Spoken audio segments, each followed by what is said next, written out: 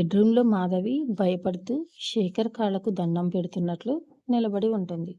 Shekhar laptop మూసేసి చాలా సీరియస్‌గా లేచి నిలబడతాడు. శ్వేత బయట తలుపు సందులోంచి దొంగతనంగా చూస్తూ ఉంటుంది.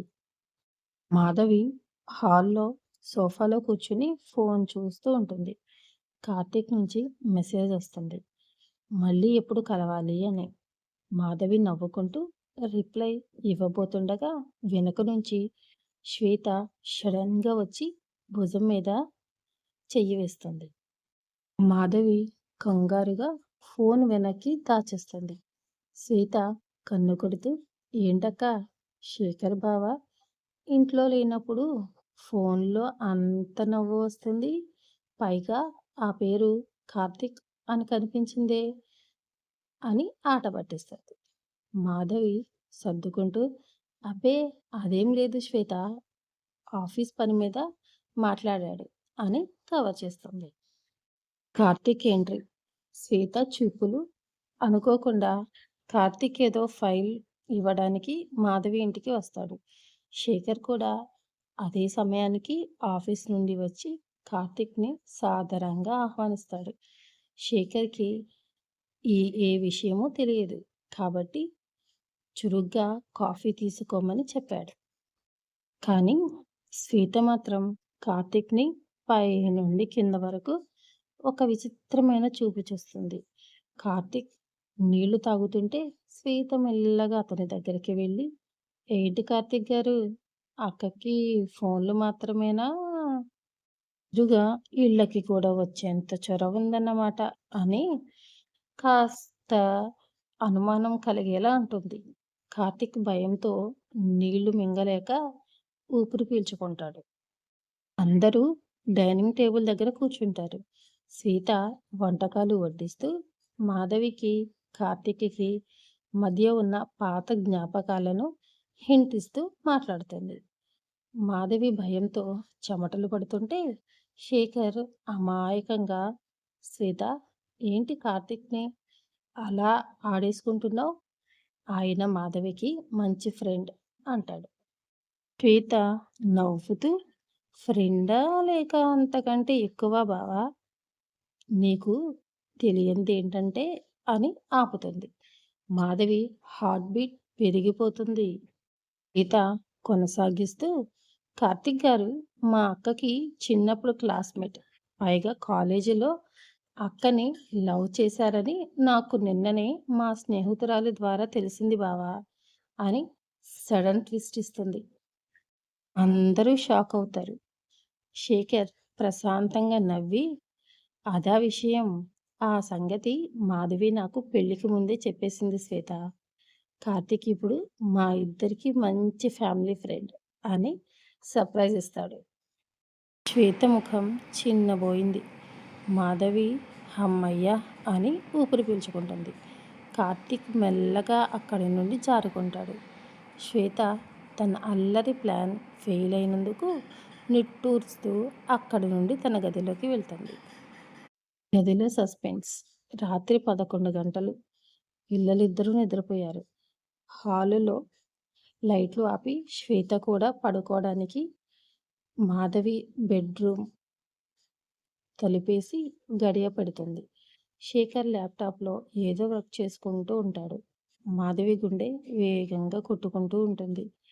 మనసులో ఈరోజు శేఖర్‌కి అంతా చెప్పేయాల్సిందే అని ఫిక్స్ అయ్యి మెల్లగా శేఖర్ పక్కన కూర్చుంటుంది. "శేఖర్, నేను నీతో ఒక ముఖ్యమైన విషయం చెప్పాలి. కోప్పడవు కదా" అని గంభీరంగా అడుగుతుంది. శేఖర్ ల్యాప్‌టాప్ మూసి, "ఏంటి మాధవి అంత సీరియస్‌గా ఉన్నావు? శ్వేత మళ్ళీ ఏదైనా అల్లరి చేసిందా?" అంటాడు. మాధవి ఒక లోతైన శ్వాస తీసుకుని, "ఈరోజు ఇంటికి వచ్చిన కార్తీక్ ఉన్నాడు కదా! అతడు మీకే కాదు శేఖర్, నాకు కూడా చిన్నప్పటి క్లాస్‌మేట్. మేమిద్దరం కలిసి చదువుకున్నాం. స్కూల్ రోజుల్లో నాకు అతనికి మధ్య మంచి పరిచయం ఉండేది" అని ఒకే ఊపిరిలో చెప్పేసింది. శేఖర్ సైలెంట్‌గా మాధవి వంక చూశాడు. మాధవి కంగారు పడుతూ, "నువ్వు తప్పుగా అనుకోను అంటే కాలేజ్ రోజుల్లో తను నన్ను ఇష్టపడ్డాడు. నా మనసులో కూడా తనపై ఒక సాఫ్ట్ కార్నర్ ఉండేది. కానీ ఆ రోజులు ఆ తర్వాత పరిణామాలు మారిపోయాయి. నా పెళ్లి నీతో అయ్యాక నేను ఆ గతాన్ని అక్కడే వదిలేశాను.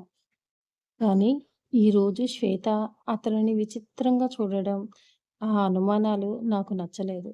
అందుకే నీకు నేరుగా చెప్పేస్తున్నాను అని తన మనసులో ఉన్నదంతా బయటపెట్టేసింది. మాధవి కళ్ళల్లో నీళ్లు తిరుగుతుంటే శేఖర్ కాసేపు గంభీరంగా ఉండి సడన్‌గా పకపక నవ్వడం ప్రారంభిస్తాడు. మాధవి షాక్ అయ్యి, "ఏంటి శేఖర్, నేనింత సీరియస్‌గా చెప్తుంటే నవ్వుతున్నావు?" అంటుంది. శేఖర్ నవ్వుతూ, "అదా సంగతి. నిన్న రాత్రి కార్తీక్ నాకు ఫోన్ చేసి మొత్తం చెప్పేశాడు మాధవి" అంటాడు. కళ్ళలో నీళ్లు మాధవి కళ్ళు తేలేసి, "ఏంటి? కార్తీక్ నీకు ఫోన్ చేశాడా?" అని అడుగుతుంది. "అవును బావ, నీ మరదలు శ్వేత నన్ను ఏదో డిటెక్టివ్‌లా చూస్తుంది. నాకేమో భయంగా ఉంది. మాధవికి నాకు చిన్నప్పటి నుంచి ఫ్రెండ్‌షిప్ గురించి నీకు ముందే చెప్పేస్తున్నా. నన్ను ఆ పిల్ల బారి నుంచి కాపాడు" అని మొత్తుకున్నాడు అని శేఖర్ నవ్వుతూ చెప్పాడు. శేఖర్ మాధవి చేతులు పట్టుకుని, "నీ గురించి నాకు తెలుసు మాధవి. నువ్వు నాతో నిజం చెప్పడానికి ఇంత భయపడ్డావా? అయినా కార్తీక్ నీ క్లాస్‌మేట్ అని నాకు ముందే తెలుసు. మన పెళ్ళికి ముందు మీ స్కూల్ గ్రూప్ ఫోటో చూశానుగా" అంటాడు. అంతలో తలుపు దగ్గర చిన్నగా శబ్దం వస్తుంది. మాధవి వెళ్ళి సడెన్‌గా తలుపు తీస్తే శ్వేత అక్కడ చెవి తలుపుకి ఆనించి దొంగతనంగా వింటూ నిలబడి ఉంటుంది. శ్వేత కవర్ చేస్తూ, "అబ్బే! అంటే అబ్బే! నీళ్ళు తాగుదామనొచ్చానక్కా. మీరు కొనసాగించండి" అని పారిపోతుంటే, మాధవి, "ఉండు నీ పని చెప్తా" అని ఆమె వెనకాలే పరిగెడుతుంది. శేఖర్ తల పట్టుకుని నవ్వుకుంటాడు. "ఏంటి మాధవి అలా చూస్తున్నావు? నువ్వు నన్ను పెళ్లి చేసుకోవడానికి ముందే నీకు గతం ఉండడంలో తప్పేముంది? అప్పట్లో అతన్ని ప్రేమించావు. కానీ ఇప్పుడు నా భార్యగా, మన పిల్లలకి అమ్మగా ఎంత బాధ్యతగా ఉన్నావో నాకు తెలుసు. నువ్వు ఈ విషయం దాచకుండా స్వయంగా వచ్చి చెప్పినప్పుడే నీపై నాకున్న గౌరవం ఇంకా పెరిగిపోయింది" అని చాలా మెచ్యూర్‌గా మాట్లాడతాడు. శేఖర్ కొంటెగా కన్నెకొడుతూ మాధవి రిలాక్స్ అయిపోయి భుజం మీద కొడుతుంది. ఇద్దరూ నవ్వుకుంటుంటే బయట నుండి శ్వేత ఈ సీన్ అంతా వింటూ, ఛ!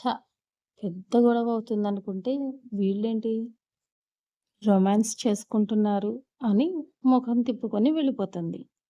ఇదండి ఈరోజు స్టోరీ.